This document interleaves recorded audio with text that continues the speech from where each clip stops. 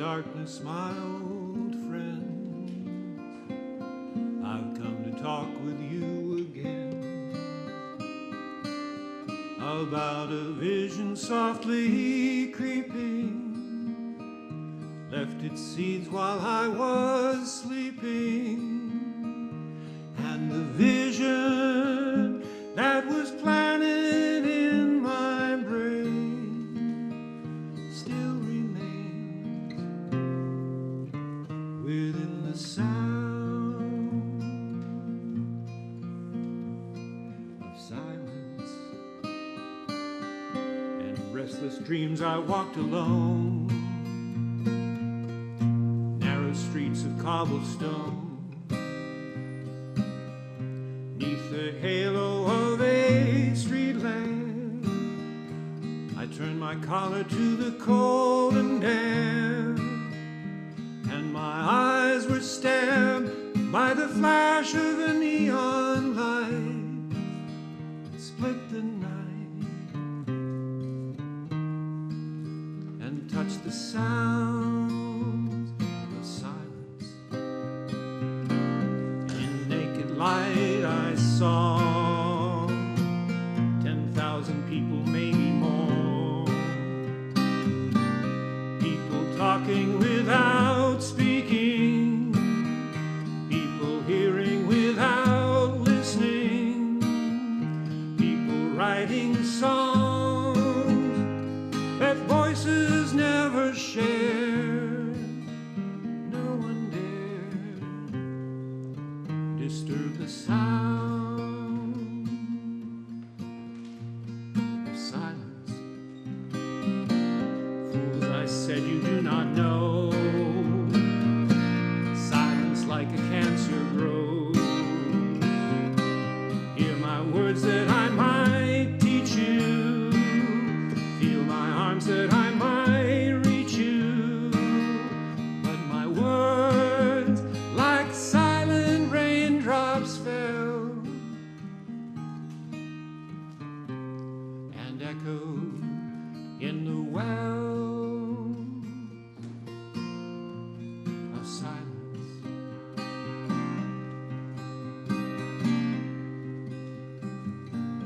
And the people bowed and prayed to the neon gods they made, and the sign flashed out its warning in the words that it was forming.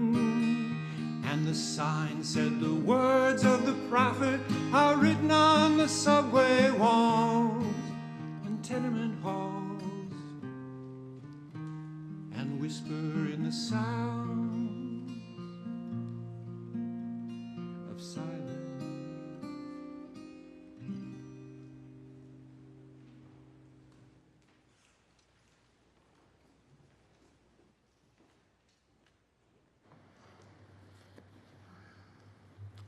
Good morning. Good morning. It's hard to break that moment of silence after that. Thank you, Brian.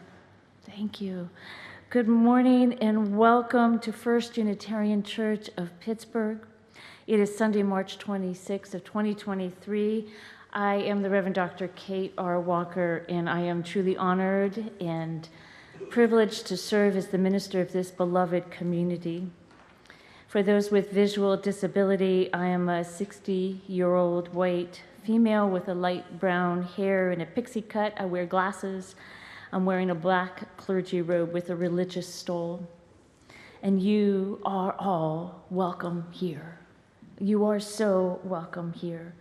If you are on YouTube now or in the future, you are welcome here, and thank you for spending your time with us this morning. We are Unitarian Universalists. We are a people of many beliefs, many origins, and genders, and places we have been and yet to go. A multi-faith religious community where all are welcome, where diversity is celebrated and questions are expected. We are growing. We are learning to love together. and you are all welcome here. And if this is your very first time with us, a special note of welcome and gratitude for your presence with us this morning. If you're on YouTube, please check us out on our website. Just Google First Unitarian Pittsburgh, and down at the bottom, you'll see a form to start receiving our newsletter. But we'd also send us an email. We'd love to hear from you and start our conversation and get connected. And if you here in person, please visit our visitor table, which is right in the garden lobby, right through those doors. And stick around afterward for social hour, which is downstairs. And if you're on YouTube, we have a dedicated group that meet on Zoom following the service. You can send an email to First Unitarian Pittsburgh, it's one word, @gmail.com, and you'll get an automatic response with a Zoom link for that conversation. I have a couple of announcements, just reminding everybody that there is a congregational meeting this afternoon at 12:30. It is on Zoom only, and you can find the link on our website, I think, yeah? Or you should have gotten an email link to it as well, and that is about a bylaw change. I know that sounds hideous and boring, but trust me, even bylaw changes can be engaging, truly, they can. But it's important to have your voice present, and I know that Rob Schwartz will enjoy it so much more if there's actually people in the Zoom room. So, and I also want to note that the Joy in Action workshop, which has been rescheduled from today, is now scheduled for April 23rd at 1:30. And this workshop is part of our congregational-wide commitment to understanding and engaging and acting on and mitigating climate justice and that incredible work. And it's a workshop, again, only on Zoom at 1:30 on April 23rd. And it's an opportunity to find out how to engage in this really vast and difficult time of climate justice, and which can feel overwhelming and disempowering. And that's exactly what this workshop is designed to do, to find out how we can engage and feel our sense of power. So, beloved members, I'd like to periodically remind you as well that if you are experiencing financial challenges and you need temporary financial assistance, please contact me directly. You can call the church. I'm extension 100, or you can send me an email, which is on our website. And please just let me know, and we can talk about it and figure out how I can help you. We have a special fund designated specifically for people to offer financial assistance. And I invite you now to arrive in body and spirit in this chosen time of communal worship, of being together, singing together. And this is a service we're inviting you to lean into and exploring the idea of silence and all the various aspects that silence in our lives both challenge us and celebrate. A time of finding those moments in our hearts when we feel overwhelmed. We turn now to our chalice lighting. The symbol of Unitarian Universalism, a flame that burns bright within our hearts and minds.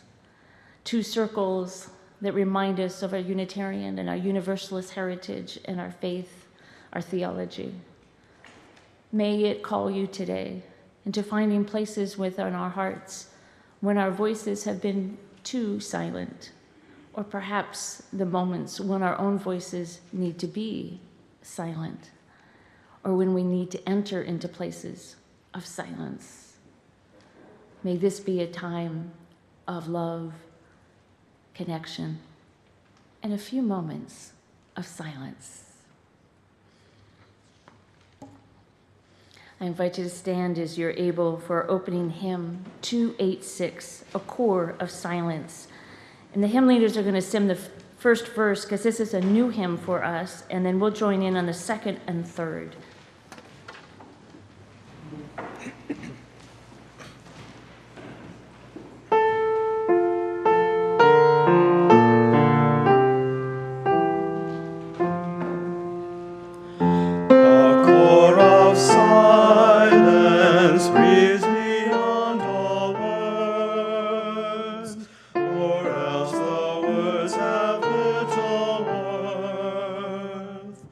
To heart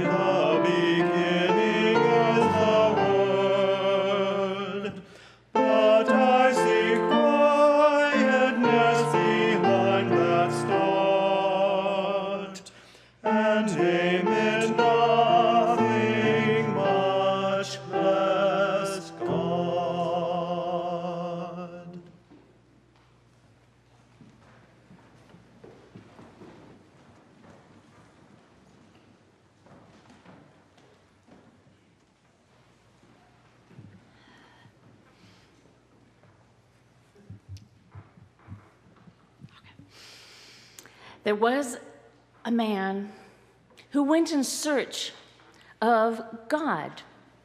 People had told this man that God was like other men, or like woman, or like something of joyous combination. People had said God was like the sky and the stars and the mountains and lakes and streams. But this man said, no, I need to find God. So he went on a journey. He talked to men and women and trans people and bisexuals and intersexuals, and he asked them about God, but really they had nothing to say, and God did not speak to the man. It was silent. So the man went to the hills and the mountains and looked at the trees and listened and said, God, speak to me. Are you here? There was nothing from God, no words, no nothing, silence. The man went and looked in the desert at the starry skies above, the galaxies, the Milky Way, the sun, and the moon, and all that lay above, and said, God, speak to me. Are you there? Silence. God did not speak. So the man went to the ocean and heard the waves and looked at the vastness and the breadth of the fish and all that swam there and said, God, are you here in the waves and the oceans and the rhythms of this earth? The man heard nothing, just silence.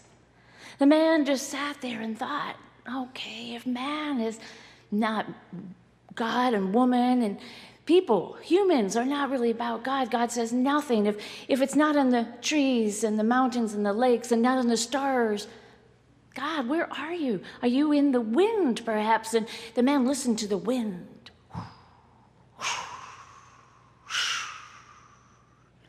And he thought about all the places, humanity, the stars, the trees. And gradually the wind took those words and they were swept away. Humanity. They dropped one letter at a time, mountain, sky, stars, and they disappeared in the wind. And finally the man heard just the wind and nothing at all. And then the man knew God in the silence that followed. Let us, in silence for a moment,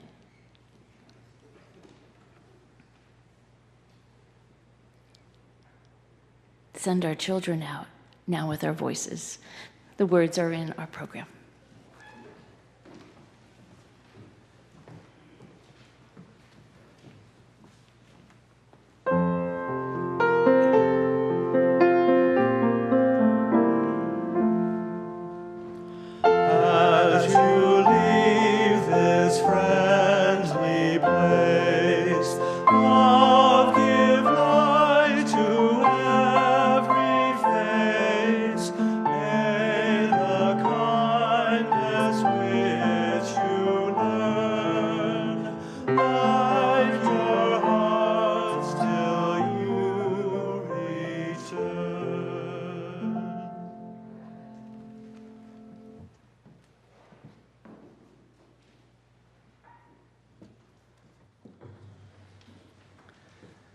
Every month, we share our generosity with the designated organization.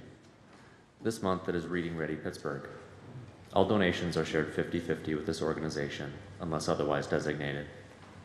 Our religious community is made up of volunteers and staff creating and hosting a variety of programming.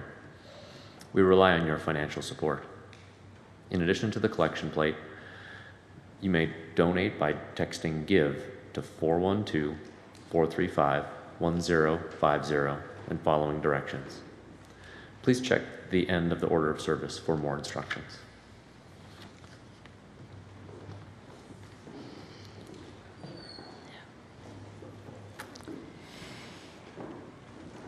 In case you have not looked at the notes in the program, I invite you to do so. And then lean into this piece composed by John Cage. Lean into it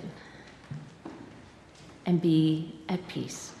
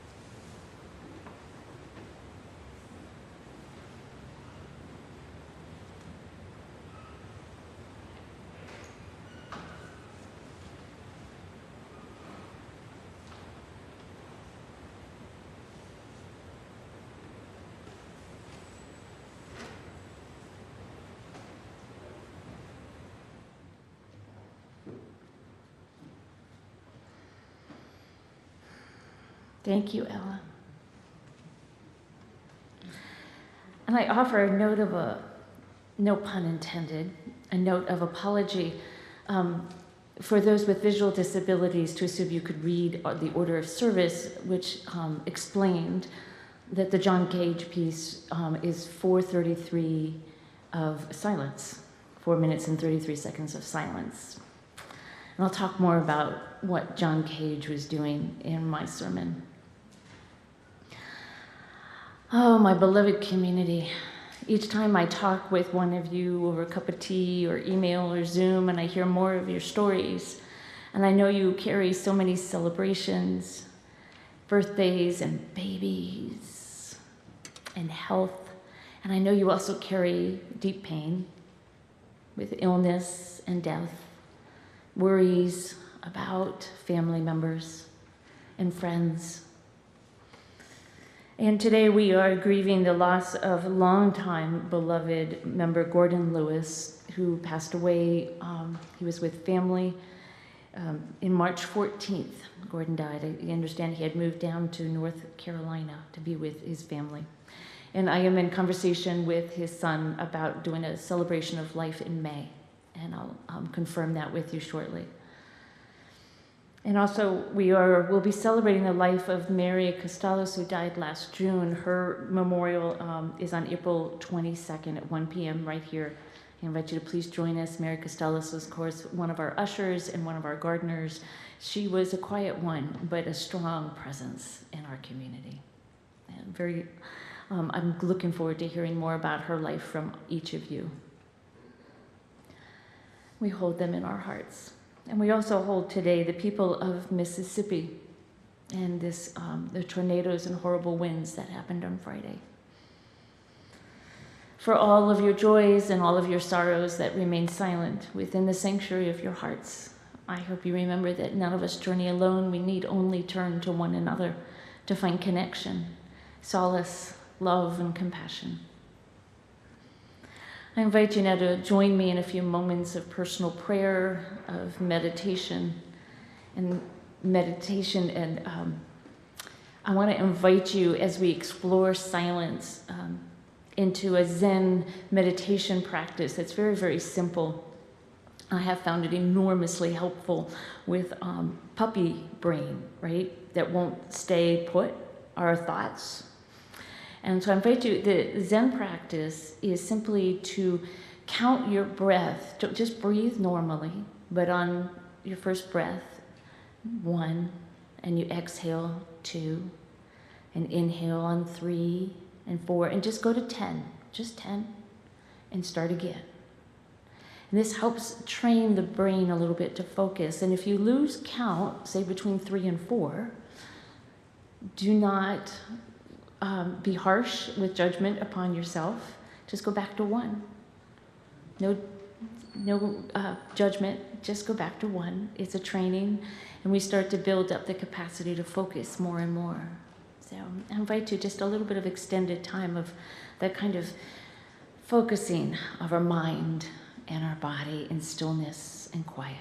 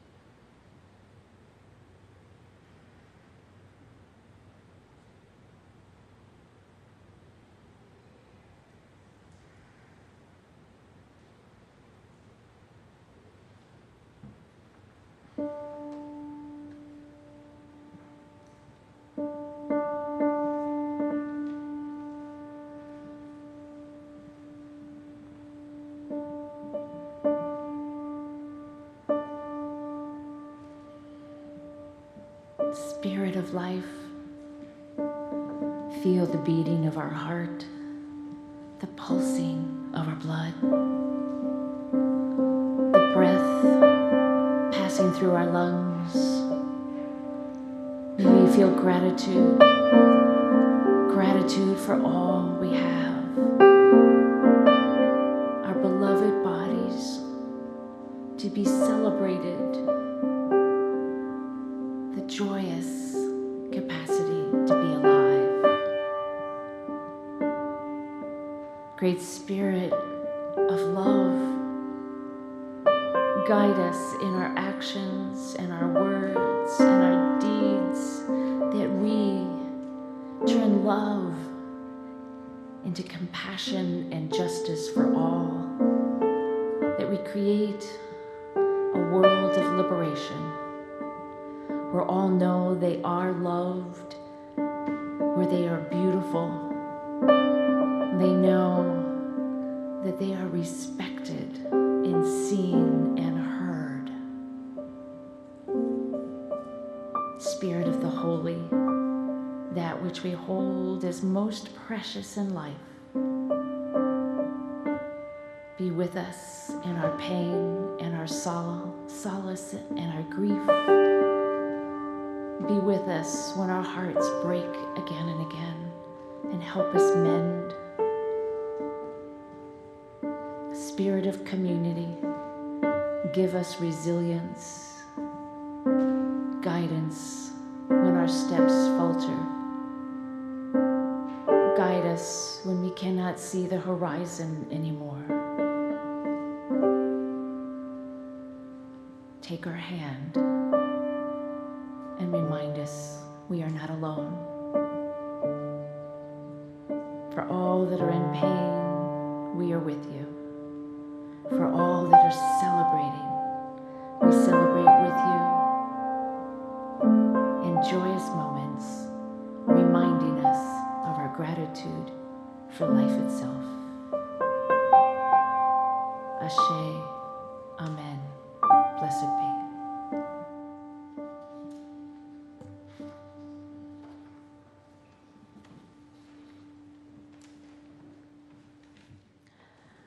I invite you to bring your voices together for 391, Voice Still and Small.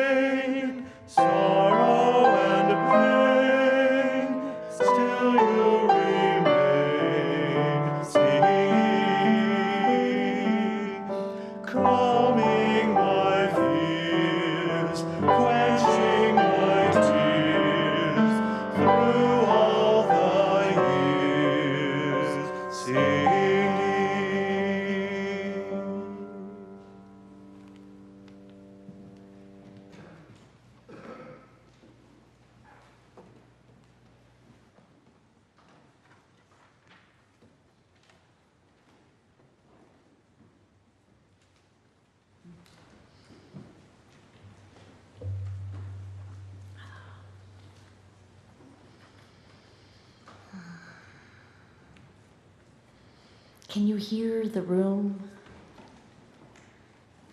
Have you ever sat quietly in this room, maybe just by yourself, and kind of felt the room, and hearing what it has to say in this sanctuary created for us.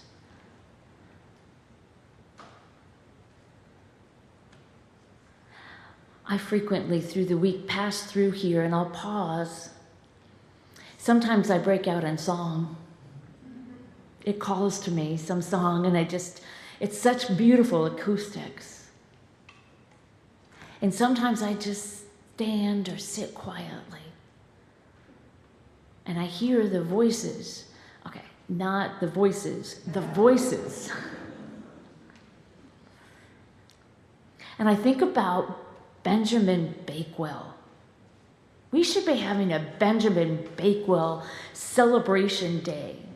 Benjamin Bakewell has brought Unitarian faith to Pittsburgh. When we were formed in 1820, he came, British Unitarian. He started glass company, but he started a faith.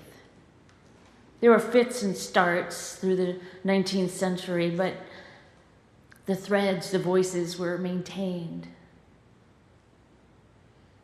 And I think about Walter Mason, the minister who helped inspire the building of this structure in 1904. And I imagine his first sermon in this space, and I wonder, was he scared? Was he nervous? When we start to really listen, we hear the room, the air circulating, sirens, helicopters, but we get bigger and bigger and deeper, and there's so many stories, narratives coming here. And I think of the people who were here before Bakewell, before the immigrants, the Adena, the Hopewell, the Monongahela, that we stole this land from. What were they saying in this sacred space of this land here in the Three Rivers? And before them, what animals roamed for thousands, millions of years? They're here too. You know, it's hard to find silence. It really is. For some, it's a privilege. For any of us who have had the privilege of traveling overseas, there are some countries that the noise, the din is overwhelming. India, oh my gosh, the sound of the traffic was enormous. And then at night, the quiet. For some, it is a rare and privileged and precious thing to be around silence, and for some, it is terrifying and hard to bear. Orfield Laboratories and Microsoft have two organizations that have intentionally built the quietest places on earth. They're called anechoic, I may be mispronouncing that, anechoic chambers, that is free from echo. Anechoic chambers. The Orfield chamber, which is in Minnesota, is so silent that the background noise measured is actually negative decibels of negative 9.4 dBA for my audio geeks out there. They said it's so quiet that the longest that anybody has been able to sit in that room and bear it has only been 45 minutes. After that, they can't do it. It is unbearable, that kind of silence. Microsoft, their quiet space, Guinness World Book of Records, as the quietest place on the planet, it is a negative 20.35 dBA on the decibel meter.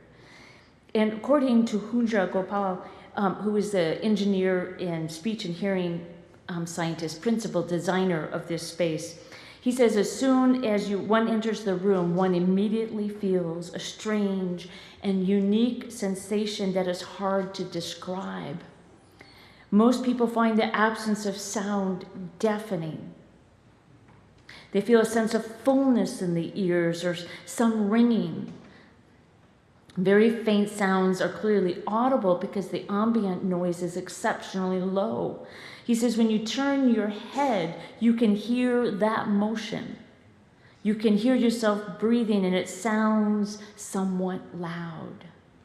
He goes on, in the real world, Gopal explains, our ears are constantly subject to some level of sound. There is always some air pressure on the eardrums. But upon entering this anechoic room, the constant air pressure is gone, and since there are no sound reflections from the surrounding walls, and many people find that unbearable, just too much. So really what I'm talking about today is not silence, it's quiet. Because it's so hard to truly achieve silence. We live in a constantly, relentlessly noisy world. The quietest place that I've ever privileged to be in was the Utah desert. Far away from city lights and human beings, backpacking, and it's at night. It's at night, an enormous and gorgeous quiet. I think we humans need silence, the quietness in our lives for our emotional, psychosocial, mental health, our religious and spiritual health. There's so much noise and so few quiet places in our lives, and we forget to cultivate it. Even when we do find quiet, we have mind chatter, don't we? A constant brain activity bouncing around like a wild escaped puppy. A lot of us cover up that mind chatter with ambient noise, radio, TV, other people.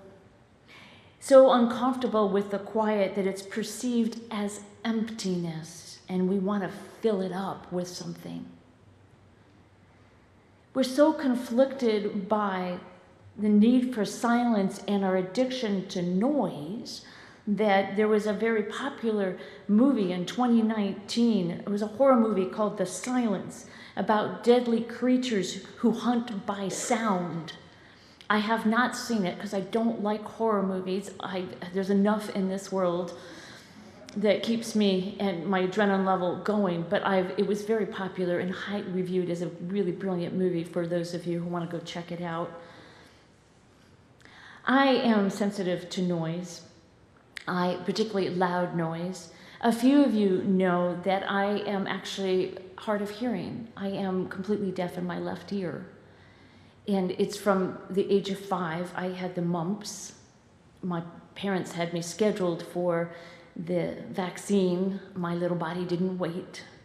And I contracted the mumps, and it infected the nerve in my left ear. And they said I was lucky. And I said, come again? And lucky that it wasn't both ears, that it was only one, and that was rare. But I am very sensitive to rock concerts, right? I always bring earplug for my functioning ear, any threat to my functioning ear, and I'm very, very careful with it. But being partially deaf from the age of 5 has taught me to listen intently. And I think you can argue that cultivating listening and the art of the quiet can be the most valuable life lesson for ourselves and each other.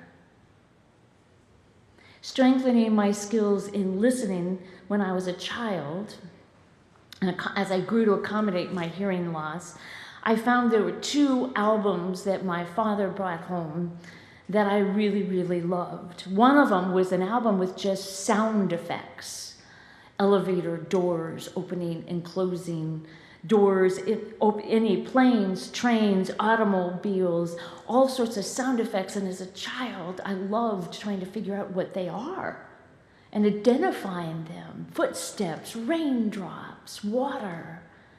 It was brilliant exercise, and I've done it with youth groups as well as I've gotten older, inviting them to close their eyes and really listen to sound effects, figuring out what they are.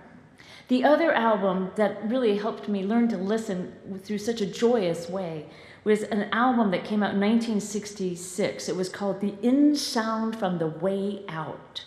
Richie Unterberger. Anybody ever hear about this? The In Sound? My dad brought home really weird music.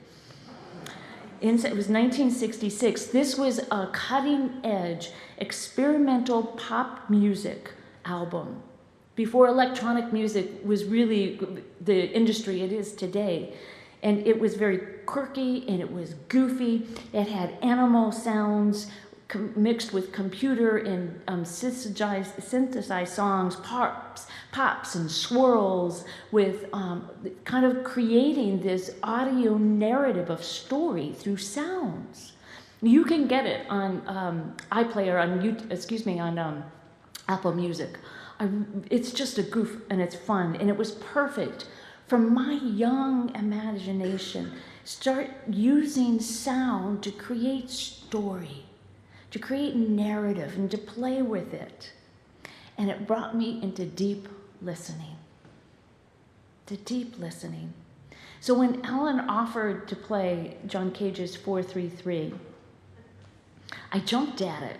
First she had to explain it to me. And I said, do you list that in your repertoire of music? Yeah. All pianists, apparently, you can list that. And it was explained, Chris Russ said it's kind of like the Andy Warhol vision of shaking things up about how we listen to things, and that it's not actually silent. 433 is no special symbolism, it's just simply how long the piece lasts. But John Cage was, of course, a part of a generation of exploring music into really different ways of messing with our brain, which I'm always a big fan of.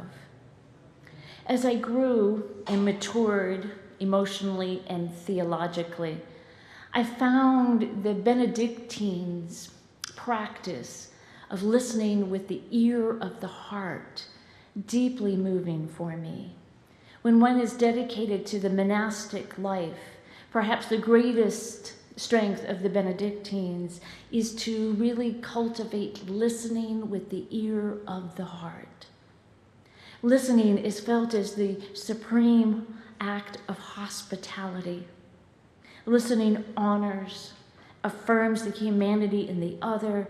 It shows their value and respect, and it not just you see another's worth and dignity, you hear their worth and dignity.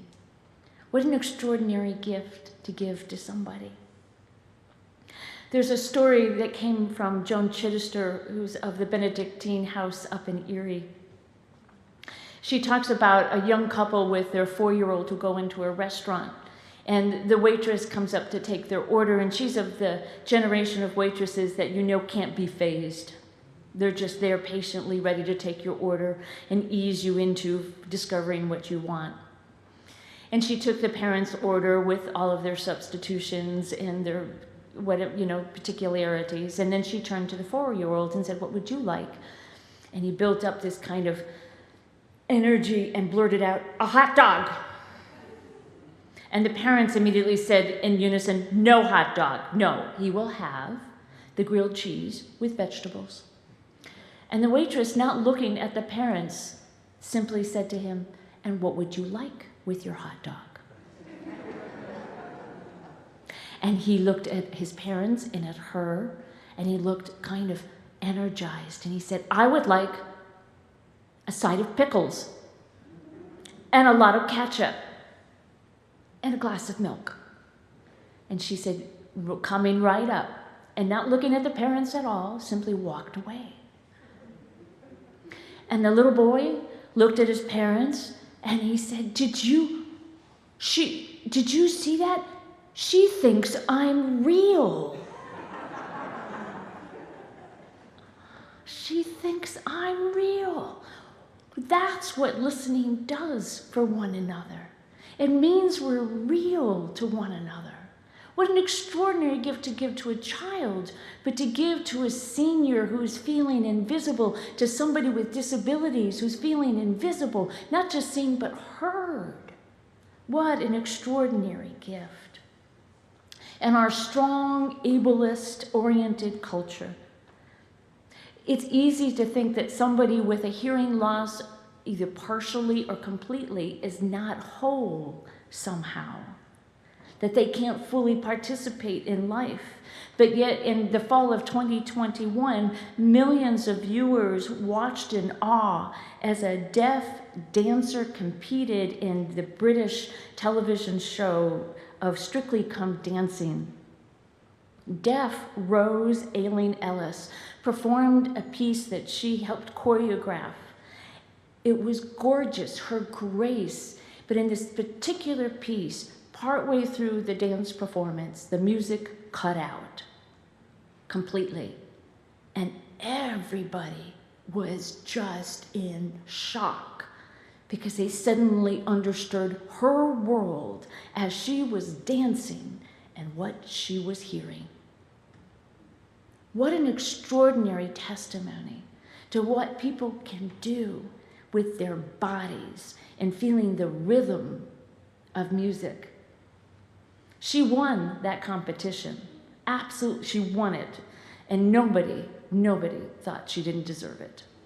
Well, maybe the other dancers, but really, let's not go there.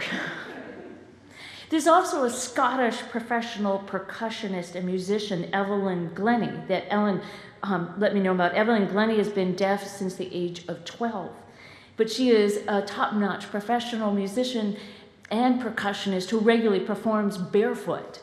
Again, testimony of the power of our bodies, able to feel and hear through life.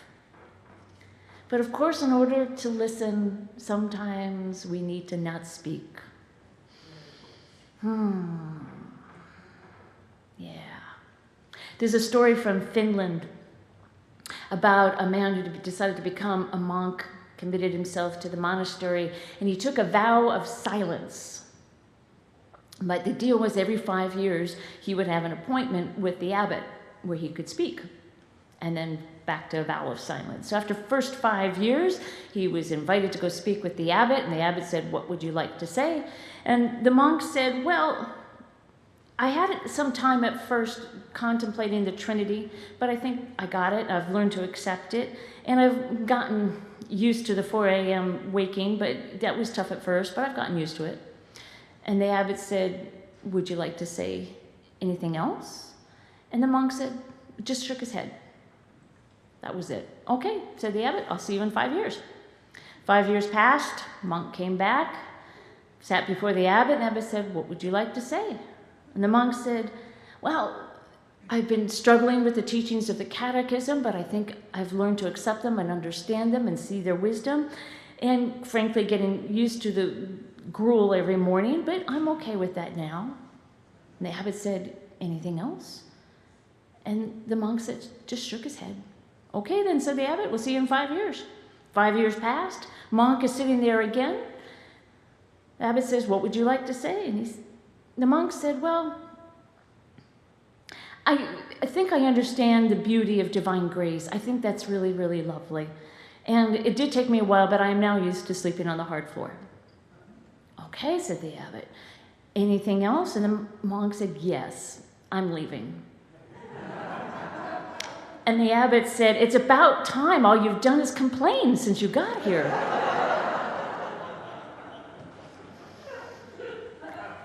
How we use our voice and choosing when to speak and not to speak is crucial.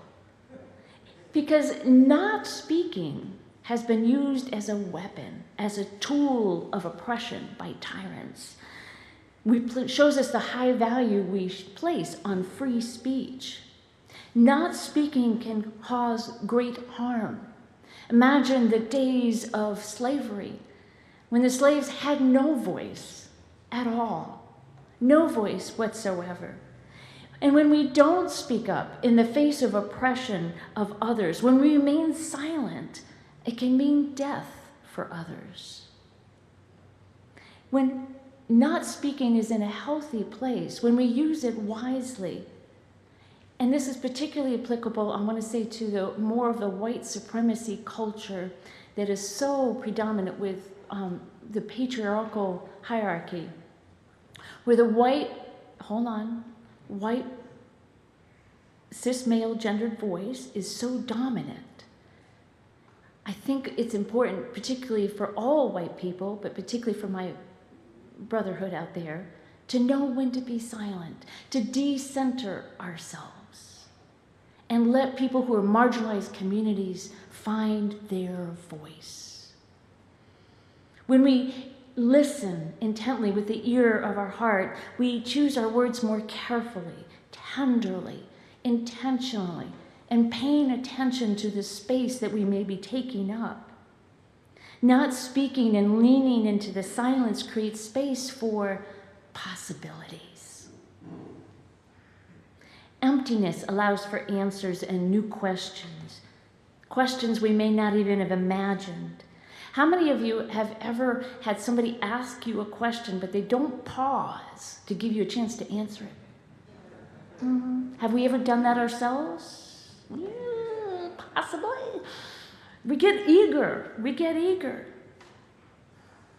But when we listen, we may hear the cry of somebody who has remained silent for too long. We may hear their story that yet needs to be spoken aloud. We may hear the breaking of glass ceilings that have been brutal barriers for people. We may hear the rummaging of toxic behavior with our friends and neighbors and companions. We may hear the joyous dance steps of those, and we may hear laughter released after too many years of grief. When we lean in and we hear with our heart, we hear the beating of love, eager and ready to expand and explore and extend its capacity to the very brink of the galaxies. So my invitation for you, my beloved, the silence is an invitation to figure out what silence means to us with all of its complexities, the quietness in our voices. So I invite you to listen to my heart song, to your neighbor's heart song, and the space in between when neither speaks. And if we pause,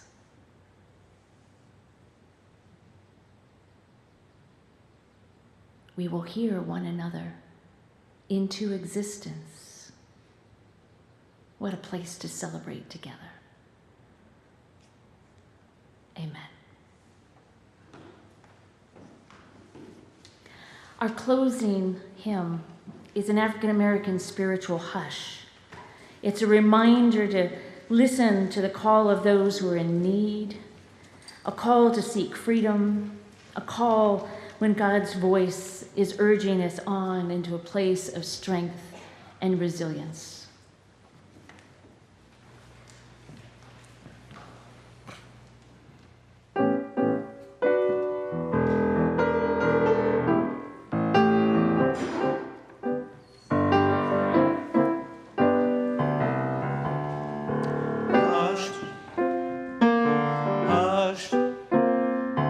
Somebody calling my name. Hush, hush. Somebody's calling my name. Hush, hush.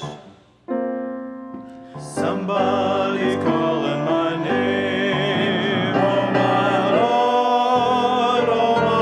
Lord, what shall I do? What shall I do? Sounds like freedom. Somebody's calling my name. Sounds like freedom. Somebody's calling my name. Sounds like freedom. Somebody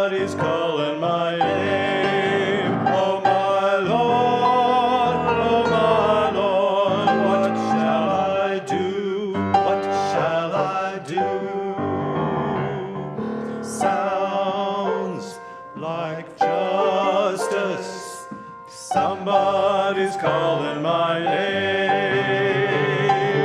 Sounds like justice. Somebody's calling my name. Sounds like justice. Somebody's calling my name. Oh my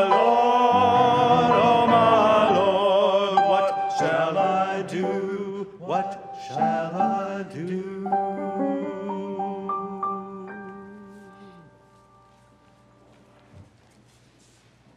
I invite you to bring your voices together as we extinguish our chalice. The words are in our hearts and in the order of service this week.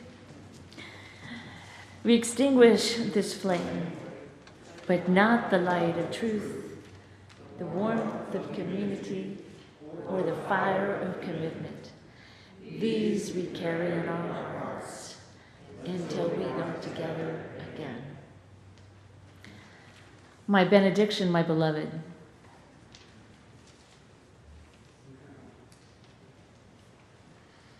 Return again in love. Blessed be.